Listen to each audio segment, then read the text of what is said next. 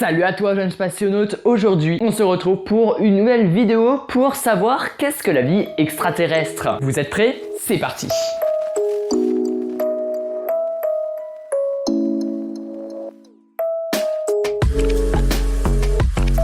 Il y a 3,5 milliards d'années, la vie est apparue sur Terre, c'est-à-dire 1 milliard d'années après la création de cette dernière. Aujourd'hui, beaucoup de personnes se demandent si la vie existe ailleurs que sur la planète bleue. C'est ce que nous allons voir en étudiant tous les endroits possibles où la vie pourrait se développer et exister. Commençons par le système solaire et la planète qui intrigue beaucoup les scientifiques. Je parle bien évidemment de Mars. Aujourd'hui, elle est un désert gelé, mais dans un passé lointain, elle était suffisamment chaude et humide pour avoir accueilli la vie. Pour vérifier cette hypothèse, beaucoup de sondes et de rovers sont partis de la Terre en direction de la planète rouge. Dès le 19e siècle, les astronomes ont cru voir de la végétation sur Mars et même des réseaux de canaux. Les images prises par les sondes n'ont rien révélé de concluant pour ces observations. Puis, en 1976, Mars est prise en photo par la sonde Viking. À l'époque, cette photographie a fait du bruit par l'existence d'une civilisation martienne disparue. Mais 20 ans plus tard, quand Mars Reconnaissance Orbiter visita la planète rouge,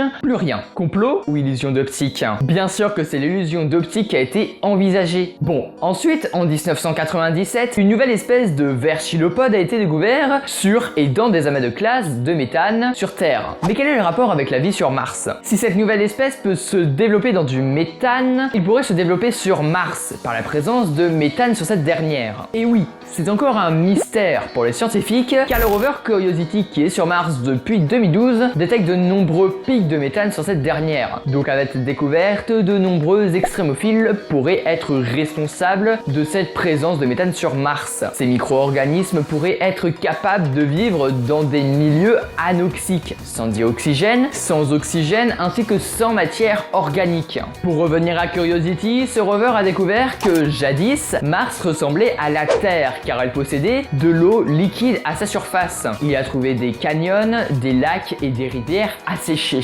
Curiosity a débarqué sur Mars dans le cratère Gale. Cette zone a été choisie car des sondes en orbite ont détecté une présence très riche en argile il y a plusieurs années. Cela a été confirmé par Curiosity, ce qui veut dire que le scénario le plus probable serait que cette zone aurait été un ancien lac il y a environ 3,7 milliards d'années, car l'argile s'y est formée au fond en interaction avec l'eau. Mars est donc un endroit qui a sans doute accueilli de la vie dans son passé, ou en tout cas aurait pu accueillir de la vie. Continuons dans notre système solaire avec cette fois-ci, non pas une planète, mais un satellite naturel de Saturne qui est Titan. Titan est la plus grande lune de la planète aux anneaux. La possibilité de vie extraterrestre pourrait être possible, notamment grâce à l'atmosphère qui est dense et considérée comme semblable à celle qui enveloppait la Terre lorsque la vie naissait dessus. Cette lune possède aussi tous les ingrédients chimiques nécessaires à la vie. Par contre, la température de Titan en surface est trop basse pour que la vie puisse y résister, mais elle pourrait quand même se développer dans des lacs